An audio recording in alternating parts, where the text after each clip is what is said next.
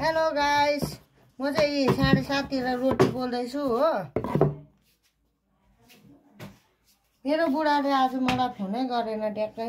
कति बजी सकिसक्यो, मैले फोन गर्दा पनि रिसिभ गर्दैन हो। अन्त म त भात पकाउनु पनि अल्छी लागेर अहिले 7:30 तिर रोटी पोल्दैछु हो।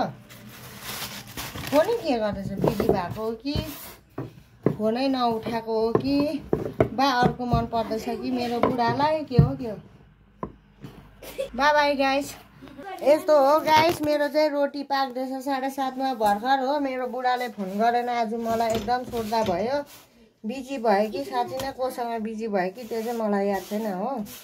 भन्नु मिलेन होला, आफ्नो बुढालाई डाउट गर्नु त कहाँ हुन्छ है। त्यसरी बिजी नै भयो होला। मेरो छोरी सुतेको फेरि अहिलेदेखि होइन, ऊ बट्टारी पोसले सुत्दैछ। आज भात पनि नखाइ सुत्छ होला कि खाने हो। ऊ बिन्जेछ अहिले चाहिँ। By by.